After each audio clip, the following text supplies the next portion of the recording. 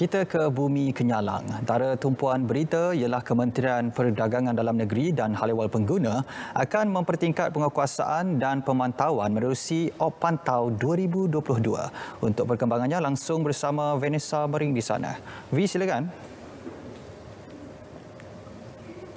Ya, terima kasih Azam. Kementerian Perdagangan Dalam Negeri dan Hal Ehwal Pengguna KPDN HEP akan mempertingkatkan penguatkuasaan dan pemantauan bekalan serta harga pada bulan Ramadan dan perayaan Hari Raya Aidilfitri menerusi Ops Pantau 2022.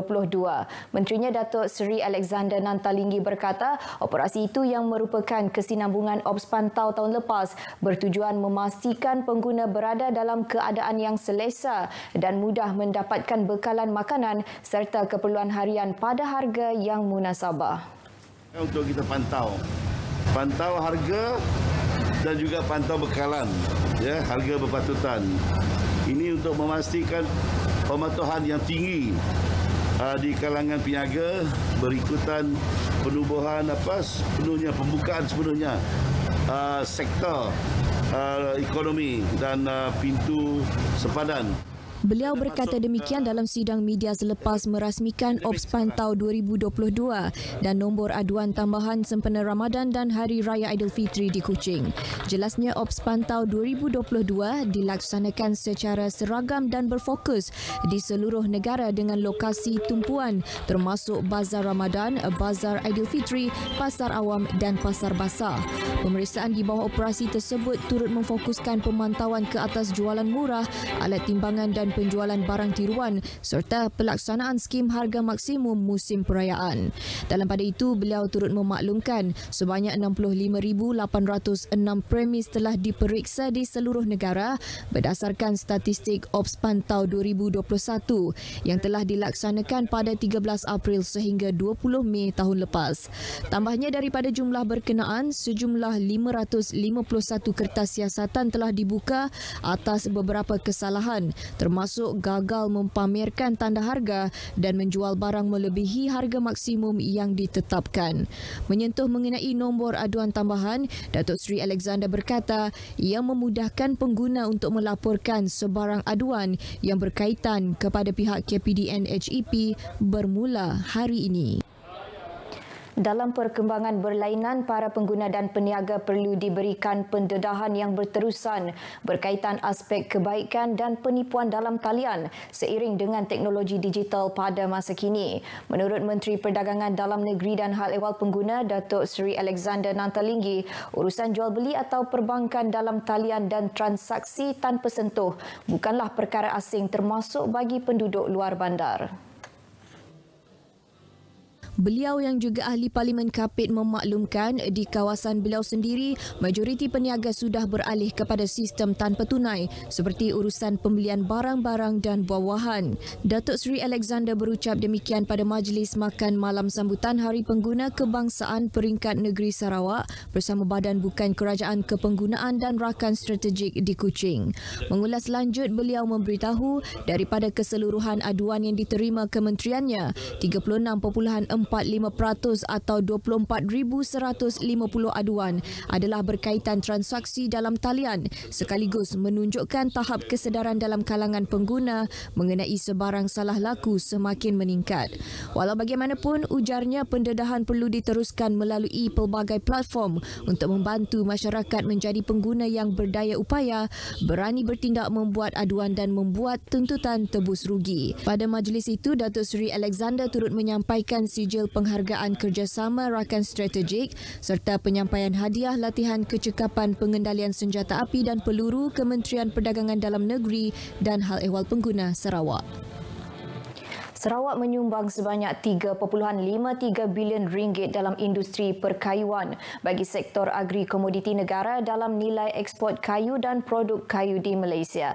Timbalan Menteri Perusahaan, Perladangan dan Komoditi Datuk Willy Mongin berkata, Sarawak mempunyai unit pengurusan ladang hutan FPMU terbesar dan terbanyak di Malaysia melibatkan keluasan 1.178 juta hektar.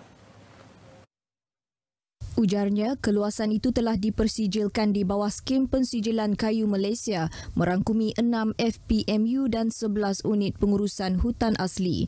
Jelasnya pada tahun 2021, industri perkayuan di Malaysia menyumbang 22.74 bilion ringgit dengan 15% daripadanya disumbangkan oleh Sarawak menerusi ekspor papan lapis, kayu balak dan papan gentian.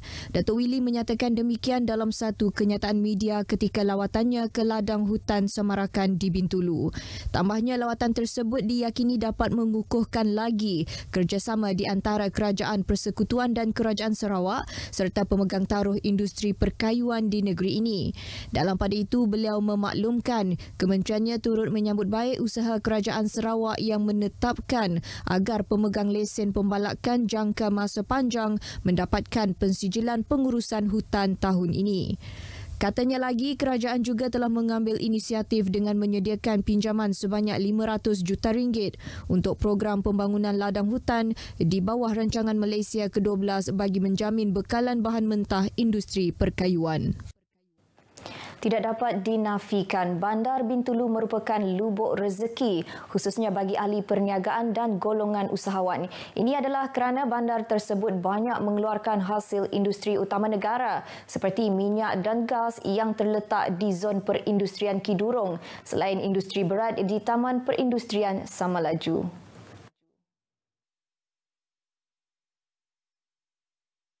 Justru peluang seperti ini perlu direbut oleh usahawan tempatan yang berada di bandar tersebut. Untuk itu disarankan supaya semua usahawan kita, khususnya usahawan Bumiputera di daerah ini untuk lebih proaktif serta berpandangan jauh agar pembangunan pesat berkenaan dapat dirasai dan dinikmati bersama.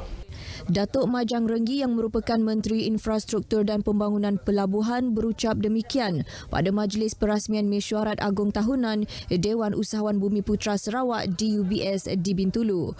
Ujarnya melalui DUBS, ahli-ahli perlu mengamalkan konsep membantu diri dan membantu rakan bagi merebut peluang perniagaan yang ditawarkan.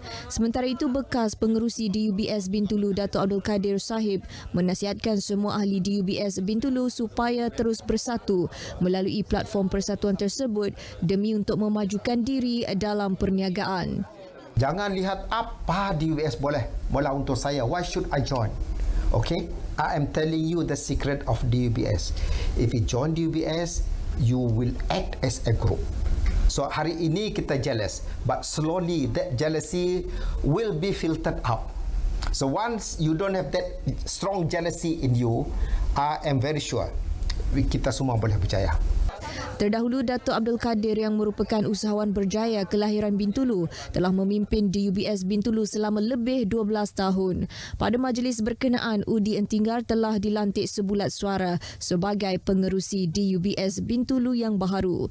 Dalam majlis itu, Datuk Muajang yang juga ahli Dewan Undangan Negeri Samalaju telah memberi peruntukan geran sebanyak RM20,000 manakala Datuk Abdul Kadir turut menyumbang RM10,000 masing-masing kepada DUBS Bintulu.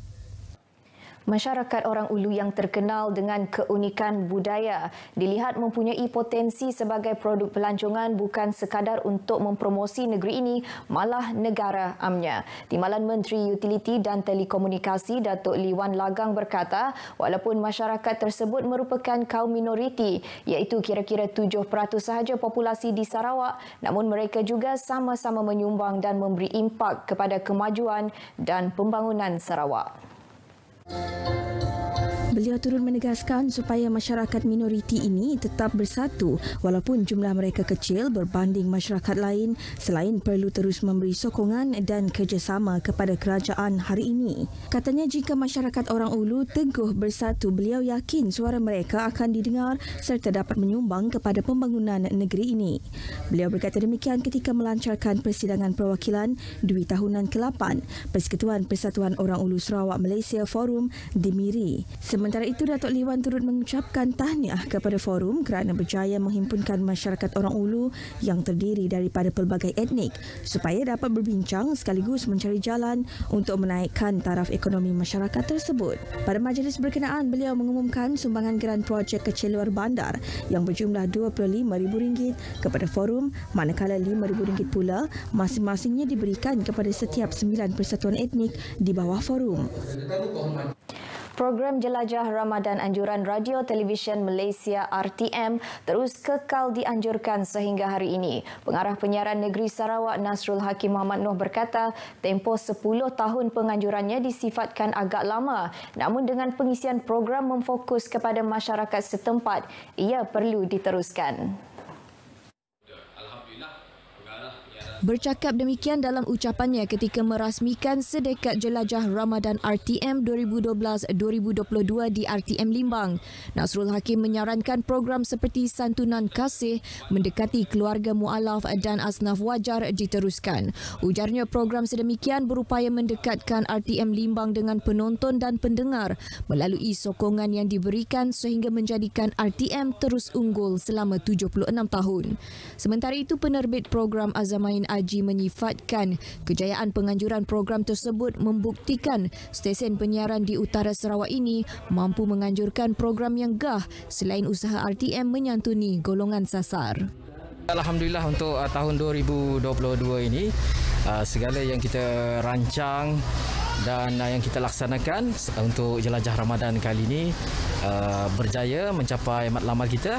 Kita menyantuni golongan asnaf dan selain itu juga kita menyantuni saudara baru kita mualaf, memberi sumbangan dan juga bekerjasama dengan agensi-agensi yang terlibat. Terdahulu, RTM Limbang menyantuni masyarakat Limbang dengan pengagihan kurma di sekitar Bandar Limbang bersempena sambutan bulan Ramadan. Ia sebahagian daripada pengisian program Jelajah Ramadan RTM Limbang selain platform mendekatkan stesen penyiaran itu dengan komuniti setempat. RTM Limbang dipilih menjadi lokasi pertama bagi program Jelajah Ramadan tahun ini sebelum meneruskan siri jelajah ke stesen lain di Sarawak. Baik, dengan itu sekian berita dari Sarawak. Selamat menjalani ibadah puasa kepada muslimin dan muslimat di seluruh negara. Kita kembali bersama Azam di Angkasa Puri. Silakan. Ya, baik, terima kasih V dengan laporan dari Sarawak.